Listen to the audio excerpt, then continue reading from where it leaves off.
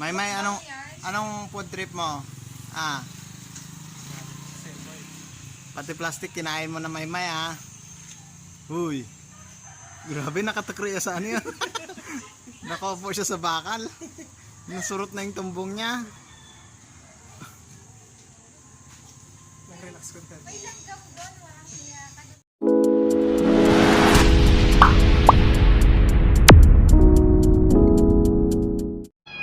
What's going on mga chong? Ngayong araw, pupunta tayo sa Bulinaw para magpa-vet ng mga kuting natin. Alright.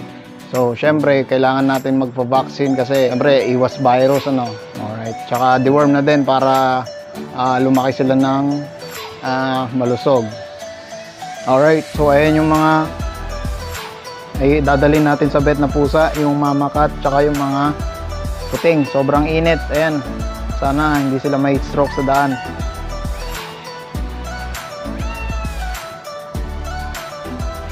Hiniram kasi yung mga pet carrier ko kaya ayun, wala akong mapaglagyan ngayon. Hindi pa sinusoli. Kaya dyan muna sila.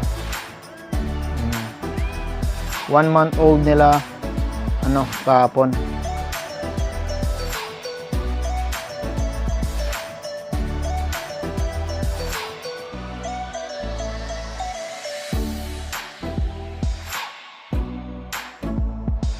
Yo, so nandito na tayo sa Bulinaw.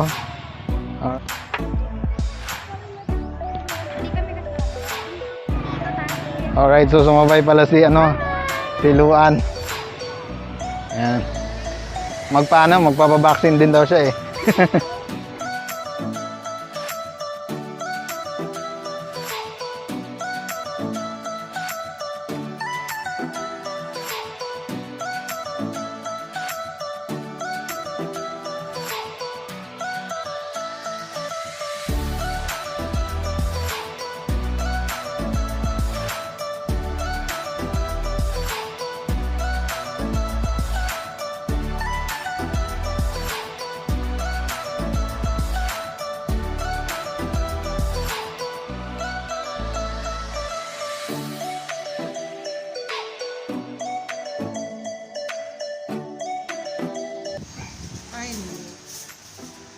Mother mo na po siguro, kaya natin. Ay, okay lang po ba ito? Nagpapadetect siya? Oo po. Dapat talaga, pagka 2 weeks, pati yung nanay ipapadete, ha? Pakikilo na lang siya. Hindi siya sanay ilabas eh. Okay, sa naman.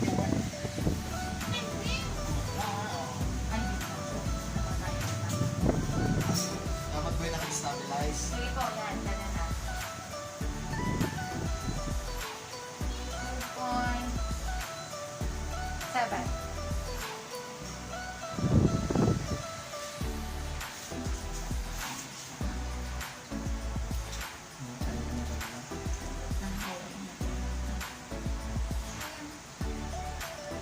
Ano po, kung mga ganyan, ialo nyo na lang sa food niya. Kasi baka hindi, pag yung injectable, masyadong matapang pa. Mas maganda po talaga itong mga syrup or tablet form. Kung gusto nyo pabaunan ko na lang po kayo ng syrup or tablet, kung ano mas prefer nyo, yun na lang ihalo nyo sa food niya.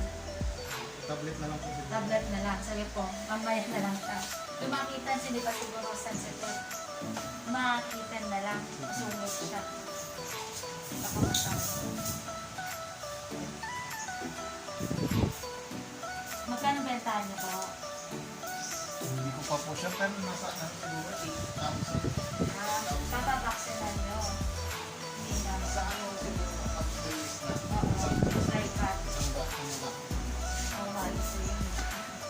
Ano po pala yan? 70. Isang pera. Isang tusok po. Sige po yung mga kitchens na lang.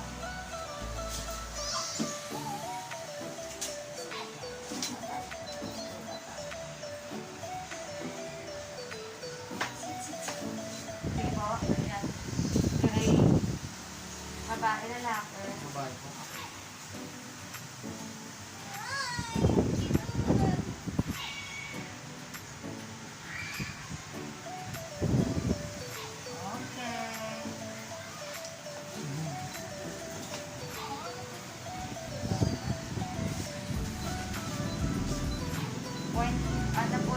ano, 0.4, yung gray. Babae po yun? Opo. Babae. Babae. Ito naman po. 0.37. Ano po yan? Babae, lalaki? Babae din po. Babae. Ay! Lalaki pala ito. Hindi, Lalaki. Ano lang? Oo. Kala na siguro natin. Sige pa ako na. Ayan.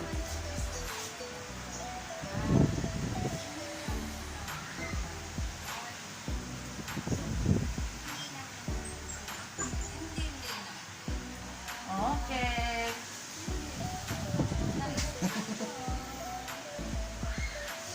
White and gray. Lalaki po.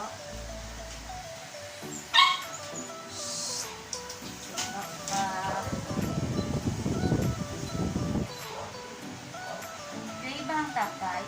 Opo, great. Ay, kaya pala.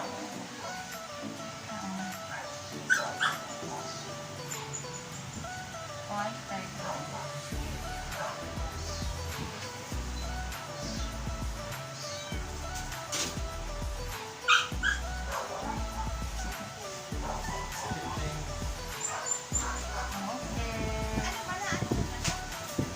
Tapos na.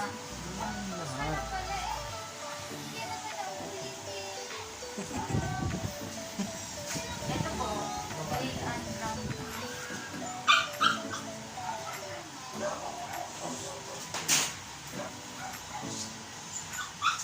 Or 33, kasi papaya. Kaya, Nagmumuta sila.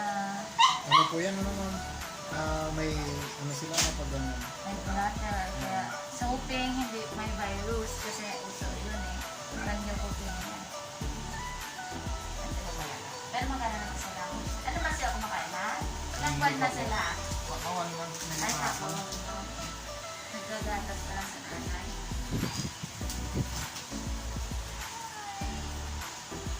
Yung nanay. 2.5. Bali, 1.5. Kailan pinanganak na lang? Payat. Measure. Hindi ko mako. 1.5 years na lang. Para hindi niya masyadong halata tsaka ano. Yung tablet po? Oo, yung tablet ha. Pero pwede rin po siyang ano, Oo. opo. 1/4 tablet lang yun eh. Kasi 1 is... May lalabas na yung isa. Baka kasi hindi na kayang painom ng ganun lalaki. Pero tignan mo na lang kung ayaw niya, i-ano mo na lang ha. Opo. Tansyahin mo na lang.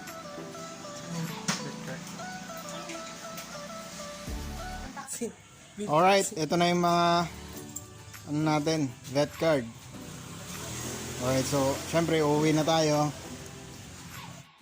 Yo, so nakauwi na tayo sa bahay, no? At syempre, tambak na naman yung ano, yung trabaho natin. Magpapainom tayo ng mga baka, kambing, magpapakain ng mga manok. At syempre, mamadaliin ko na lang to, ano? Alright. Bago ang lahat, big shoutout nga pala kay Jefferson Fernandez ng Ordaneta, Pangasinan, ano? Alright, sa sponsor ng shades ko. Okay. Nga pala mga chongits, kanina napag-alaman ko, sabi ng vet na ang mga puting pala ay nababaksin yan nasa 3 months old na sila, no? Unlike sa mga tuta na kahit na maliliit pa ay binabaksin na nila. Kung hindi ako nagkakamali, parang pag mga 1 month old na sila. Napag-alaman din natin kanina na dapat dinadeworm din yung ano, yung mama cat, no? Yung nanay nila. Wag lang yung mga kuting, kasi pag hindi na deworm yung mama cat, nakakakuha ulit ng mga bulate yung mga kuting sa pamamagitan ng sa gatas, ano? So nakukuha nila yung mga bulate sa gatas ng nanay. So napaka-importante na i-deworm din natin yung nanay ng mga pusa natin para syempre pag na-deworm na yung mga kuting tsaka na-deworm na din yung nanay, so ano, medyo safe na tayo.